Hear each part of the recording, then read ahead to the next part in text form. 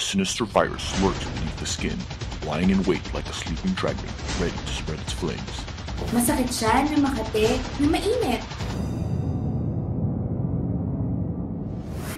Meet Joy, a chef and a wife. She and her husband had been enjoying the life of newlyweds in their quiet suburban home. That is, till a startling discovery threw their little fairy tale to disarray. Grabe, it all happened so suddenly. Alam mo yon, naligo ko isang araw and then, what? Nakita ko, may weird bumps sa... Alam mo na. These bumps appeared as small, raised, cauliflower-like growths around her vulva and in her vagina. Ano lang sila? Noong una nga, hindi makate. Hindi rin masakit. So, hinayaan ko lang. Kala ko nga allergy lang eh. Or something else. I had no idea what I was in for. Over the next few days, these benign bumps took a sinister turn. At about a week, it started itching. It wasn't from a mosquito bite. It was a burning itch! Masakit siya na makate na mainit. Such was the discomfort caused by this incessant burning itch that its effects could be felt by those around her as well. It came to a point when she snapped at every little thing. Hindi ko alam kung anong meron sa kanya. Basta meron daw siyang parang allergy. Kaya yun, palit ng feminine wash. Pero mukhang walang nagbabago eh.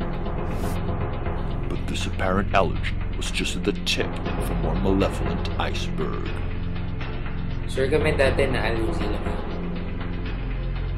Pero nung may tumutubo na napulugo sa leg at kamay niya, parang may kakaiba. Hindi ko alam kung makalat pala yun. Bigla na lang may tumubo dito, sa kamay. Meron din naman sa may leeg. May tumubo din na mas maitim na doon. Ayun, doon kinabahan na. Alarmed at the new developments, Joy and Greg decided to seek professional help. Greg and Joy sought the help of Dr. Enrico Iglesias, the resident infectious disease expert of the Holy Cross Medical Center. When Joy and Greg consulted in the clinic, I had very little doubts as to what I was seeing. Flat warts sa neck and the face, common warts sa hands, at genital warts sa kanyang puwerta. The lesions were erythematous, and excoriations were obvious on parts that were scratched. She also has vaginal discharge.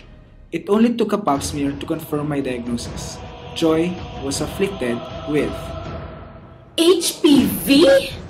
We couldn't believe it when we heard what it was. Di ba yun na yung nakikita lang sa TV? The kind of illness you'd expect a prostitute to have. I mean, but not me. Both Greg and Joy were shocked to hear the doctor's diagnosis. Not only was the disease one that was normally associated with sexual promiscuity, but also HPV has been closely connected to the development of cervical cancer. So what does this diagnosis mean for Joy? the human papillomavirus, or HPV, is a DNA virus that infects and damages the mature surface epithelium to reach the underlying cells that are regenerated, thus explaining the warts.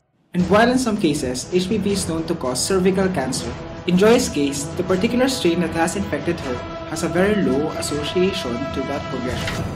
However, she isn't totally in the clear, as it isn't unlikely for a person to be afflicted with several strains.